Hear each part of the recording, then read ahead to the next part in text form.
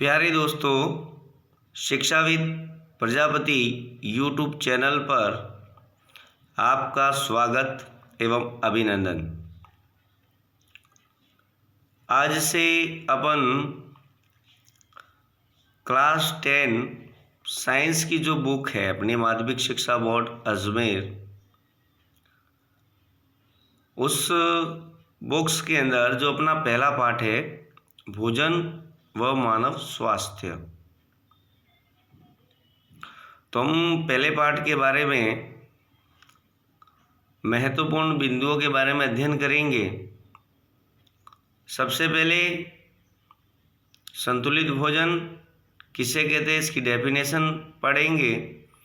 उसके बाद असंतुलित भोजन किसे कहते हैं, कुपोषण, विटामिन कुपोषण किसे कहते हैं, विटामिन कितने प्रकार के होते हैं, उनकी रासायनिक नाम, कमी से होने वाले रोग एवं रोगों के लक्षण।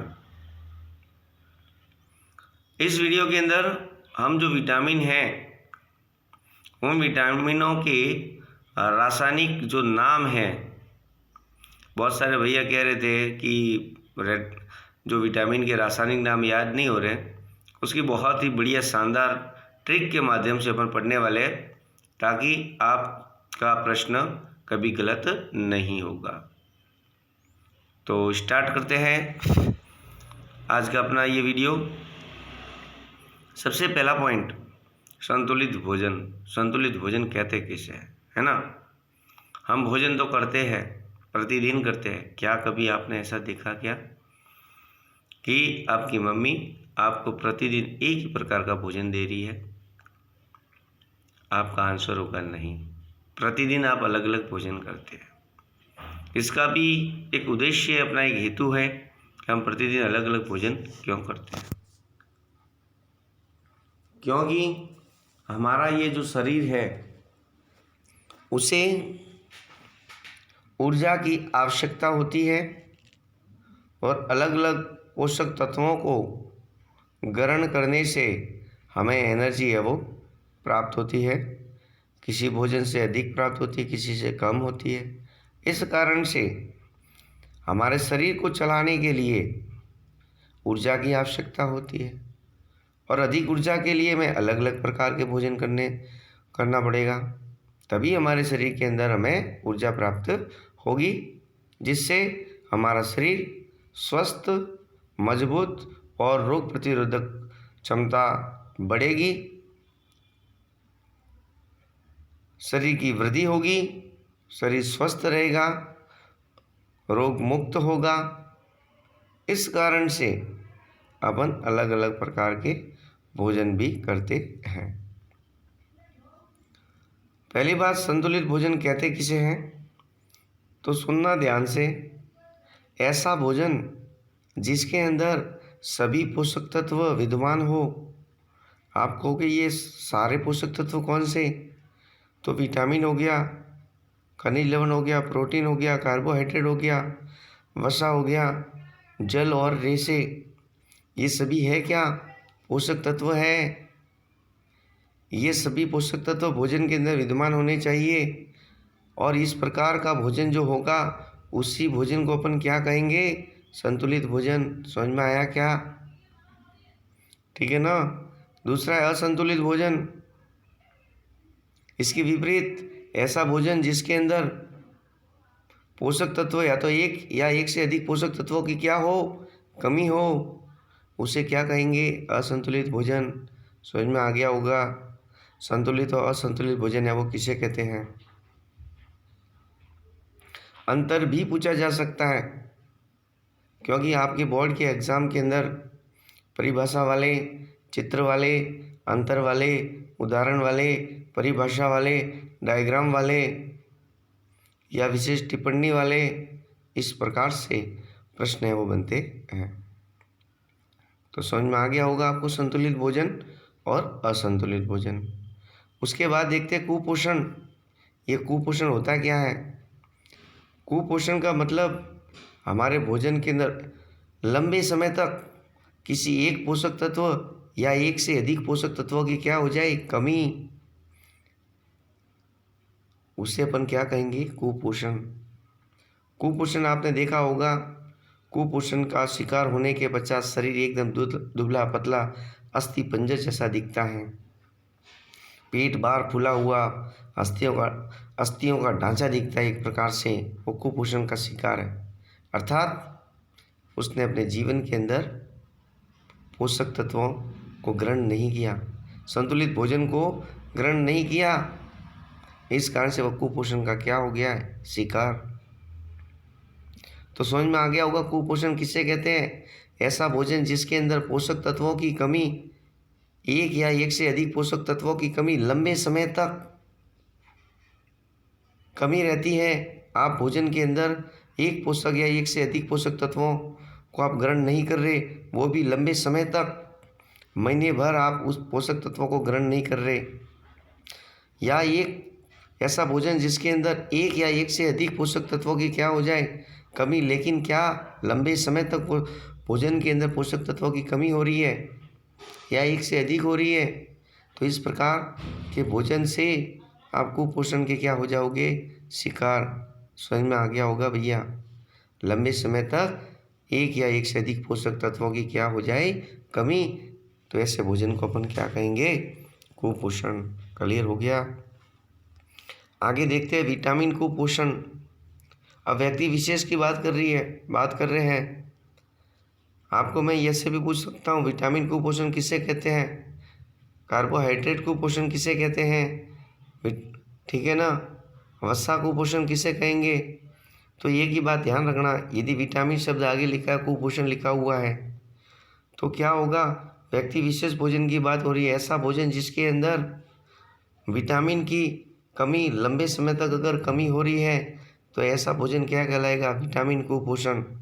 अर्थात ऐसा भोजन, अपन भोजन तो कर रहे हैं लेकिन विटामिन की कमी है, विटामिन युक्त भोजन नहीं कर रहे हैं, वो भी लंबे समय तक अपने भोजन के अंदर विटामिन की क्या हो रही है? कमी हो रही है। तो इस प्रकार का जो भोजन होगा, ठीक है ना, और उस भोजन को ग्रहण करने से हमें क्या होगा? विटामिन कुपोषण के शिकार हो जाएंगे। बात समझ में आ गई होगी। अब देखते हैं विटामिन के प्रकार। अपनी माध्यमिक शिक्षा बोर्ड की किताब के अंदर जितने विटामिन दे रखे हैं उनके बारे में अपन चर्चा करेंगे। उसके अलावा भी मैं आपको 2 एक्स्ट्रा बताऊंगा, क्योंकि आपके कंपटीशन एग्जाम में भी काम में आएगा, है ना। तो सबसे पहले मैं जैसे बता रहा वैसे ही आपको याद करना है। विटामिन के नाम एक साथ क्रम से लिखो। पहले विटामिन ए, उसके बाद B1, vitamin B2, B3, C और D क्रम से याद हो गए होंगे। Vitamin A, B1, B2, B3, C और D याद हो गए ना? याद हो गए तो कमेंट जरूर करें, और वीडियो अच्छा लगे तभी लाइक करना और शेयर भी करना, ठीक है ना। तो विटामिन ए, B1, B2 और B3 और C और D, ये कितने हो गए? 6 विटामिन। इन विटामिनों के रासायनिक नाम, उसके बाद विटामिन की कमी से होने वाले रोग और रोग के लक्षण के बारे में अपन पढ़ने वाले इस वीडियो के अंदर।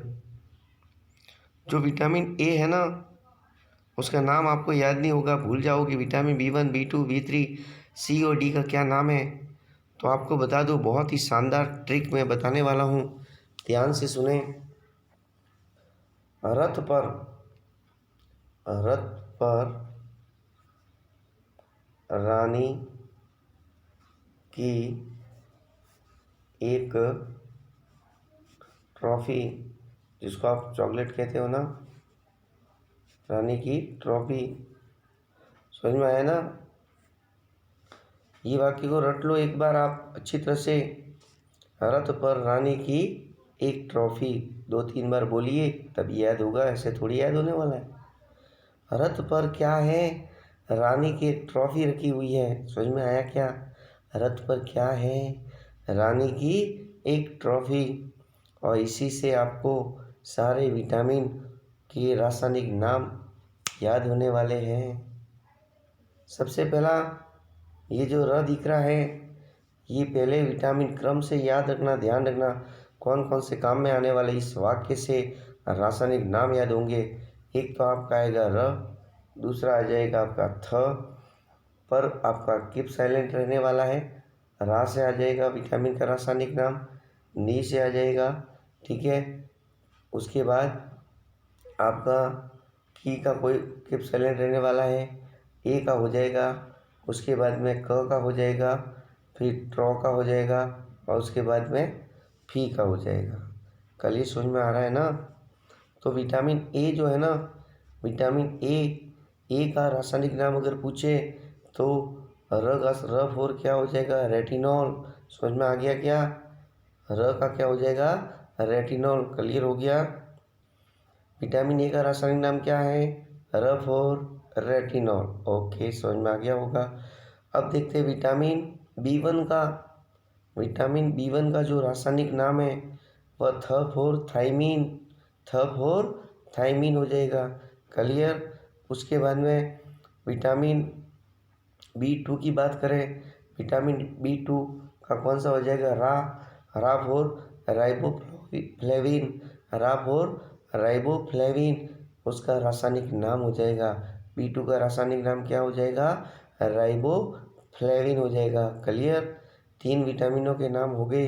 अब उसके बाद में देखते हैं विटामिन बी थ्री का, और विटामिन बी3 का हो जाएगा नी से, और नी4 क्या हो जाएगा, नियोसिन। समझ में आया क्या, नी4 क्या हो जाएगा, नियोसिन। क्लियर। उसके बाद विटामिन सी की बात करें, विटामिन सी का हो जाएगा ए, और ए4 क्या हो जाएगा, एस्कॉर्बिकम। विटामिन सी का क्या हो जाएगा, एस्कॉर्बिक। क्लियर है, समझ में आ गया होगा। रासायनिक नाम क्या है, सी का एस्कॉर्बिक। क्लियर है ना। और अंत में आपका विटामिन कौन सा बचा, डी। और डी का क्या हो जाएगा भैया, क से क्या हो जाएगा आपके, कैल्सीफेरॉल। विटामिन डी का क्या हो जाएगा, कैल्सीफेरॉल। क्लियर है भैया, याद हो गए होंगे आपको।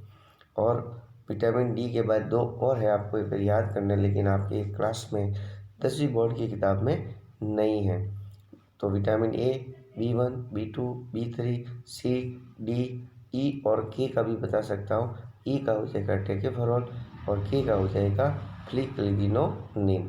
तो आपको लगभग, मुझे विश्वास है कि लगभग इस ट्रिक के माध्यम से आपको विटामिन के सारे नाम याद हो गए होंगे। अब फास्ट एक बार मनन कर लेते हैं, रिवाइज कर लेते हैं। रफ हो, विटामिन ए का रासायनिक नाम रेटिनॉल, बी1 का थायमीन, बी2 का राइबोफ्लेविन, बी3 का नियोसिन, सी का एस्कॉर्बिक, डी का कैल्सीफेरॉल। क्लियर हो गया ना, आपको अच्छी तरह से याद हो गया होगा। तो अभी हमने क्या पढ़ा, विटामिन और विटामिन के रासायनिक नाम पढ़े, ठीक है ना। अब देख लेते हैं कि इन विटामिनों की अगर हमारे शरीर में कमी हो जाए, इन विटामिनों की हमारे शरीर में यदि कमी हो जाए तो कमी होगी तो रोग उत्पन्न होगा। कौन सा होगा, उनके बारे में अपन देख लेते हैं। विटामिन ए युक्त अगर विटामिन ए की आपके शरीर के अंदर कमी हो जाए ना, तो विटामिन ए की कमी से होने वाला जो रोग है ना, वो है आपका रतौंधी। कौन सा है, रतौंधी। क्लियर है।